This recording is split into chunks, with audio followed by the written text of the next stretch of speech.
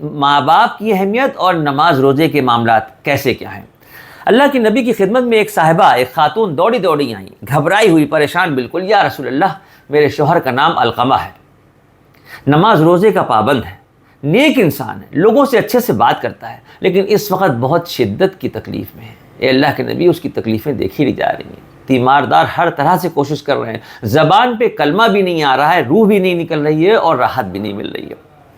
اب آپ سوچئے کہ اگر یہ بات کسی سے جا کے آپ کہیں تو کیا امید رکھیں گے؟ سامنے والا یہی کہے گا نا، ارے بھائی کسی اچھے ڈاکٹر کو دکھایا، ارے فلاں ڈاکٹر کے پاس چلو، اچھا میں لے کے چل رہا ہوں۔ نہیں، ہمارے نبی نے کیا فرمایا؟ ہمارے نبی نے فرمایا کہ اس کے ماں باپ میں کوئی زندہ ہیں۔ بتایا گیا کہ باپ کا انتقال ہو چکا ہے، ماں زندہ ہے۔ ہمارے نبی نے ایک صحابی سے کہا کہ اس کے گھر جاؤ اور ماں سے کہنا کہ اللہ کے نبی نے یاد کیا ہے۔ وہ جب پہنچے، کہا اللہ کے نبی نے آپ کو یاد کیا، تو بوڑھی خاتون خوش ہو گئی۔ ان کو تو پتہ نہیں کیوں یاد کیا، ان کو لگا میرے نصیب کھل گئے کہ اللہ کے نبی نے کس وجہ سے مجھے بلایا، میں جا رہی ہوں۔ خوشی خوشی چل کے مسجد نبوی آ گئی۔ اللہ کے نبی سے ملاقات ہوئی، تمہارے نبی نے پوچھا کہ علقمہ تمہارا بیٹا ہے؟ عرض کیا کہ یا رسول اللہ میرا بیٹا ہے۔ تمہارے نبی نے پوچھا کہ کیا ناراض ہو اپنے بیٹے سے؟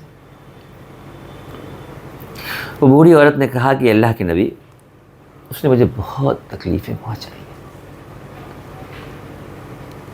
اللہ کے نبی اس نے مجھ بڑھیا پہ بہت ظلم کیا، میں اس کے ظلموں کو، اس کے دیے ہوئے دکھوں کو بھلا نہیں سکتی۔ اللہ کے نبی نے کہا کہ بہرحال ہو سکے تو اس کو معاف کر دو، بہت شدت کی تکلیف میں ہے۔ اس نے کہا یا رسول اللہ، معاف کرنے کے لیے ہم سے نہ کہیے گا، دوسروں کے بہکائے میں آ کے اس نے مجھ بڑھیا پہ بہت ظلم کیا ہے، اللہ کے نبی اس نے مجھے بہت تکلیفیں پہنچائی۔ دکھوں کی یاد اس بوڑھی عورت کے چہرے پہ دکھ رہی تھی، درد نظر آ رہا تھا چہرے پہ۔ ہمارے نبی نے ارشاد فرمایا کہ بہرحال تم ماں ہو، ماں کا دل بہت نرم ہوتا ہے، ہو سکے تو اسے معاف کر دو۔ تو بوڑھی خاتون کی چیخ نکلی اور رو کے بولی کہ یا رسول اللہ، میری جان آپ پہ قربان ہے۔ کہا کہ یا رسول اللہ، میری جان آپ پہ قربان ہے، معاف کرنے کے لیے نہ کہیے گا، ہم اسے معاف نہیں کریں گے، اس نے مجھے بہت تکلیف پہنچائی ہے۔ اللہ کے نبی، میں بیان نہیں کر سکتی اس نے کس کس طرح کے ظلم مجھ بڑھیا پہ کیے ہیں، اس کے سوا میرا کوئی نہیں تھا۔ میں نے کس طرح سے بچپن سے اس کو پال کے بڑا کیا تھا، شوہر کا میرے انتقال ہو چکا تھا، لیکن اس نے جو تکلیفیں دی ہیں، اللہ کے نبی میری جان آپ پہ قربان ہے، معاف کرنے کے لیے نہ کہیے گا۔ ہمارے نبی نے حضرت بلال کو حکم دیا کہ جاؤ کہیں سے سوکھی لکڑیاں جمع کر کے لاؤ، ان لکڑیوں کو جلاؤ، جب آگ جل جائے، شعلے بھڑکنے لگے تو اس کے بیٹے علقمہ کو اٹھا کر اس آگ میں ڈال دو۔ یہ جملہ سننا تھا کہ ماں کی چیخ نکل گئی، یا رسول اللہ، آپ میرے بیٹے کو آگ میں ڈال دیں گے؟ تو ہمارے نبی نے اس وقت جو فرمایا وہ قیامت تک پیدا ہونے والے مسلمانوں کے لیے ہے۔ ہمارے نبی نے فرمایا کہ اگر کوئی شخص ایسا ہے کہ اس کی ماں اس سے ناراض ہے، اگر کوئی شخص ایسا ہے کہ اس کی ماں اس سے ناراض ہے، تو پھر قیامت کے دن اس شخص کا حساب کتاب ہی نہیں ہوگا۔ ہر سال حج کرتے رہو، ہر سال عمرے کرتے رہو، پانچوں وقت کی جماعت سے نماز پڑھتے رہو، روزے رکھتے رہو، اس شخص کا حساب کتاب ہی نہیں ہوگا قیامت میں جس کی ماں اس سے ناراض ہے۔ یہ جملہ سننا تھا کہ ماں کی چیخ نکلی اور کہا کہ یا رسول اللہ، اس نے مجھے تکلیفیں تو بہت پہنچائی تھی، لیکن اے اللہ کے نبی، اس کو آگ میں نہ ڈالیے، بہرحال وہ میرا لخت جگر ہے۔ میں آپ کو گواہ بنا کے کہتی ہوں کہ میں نے اپنے بیٹے کو معاف کیا۔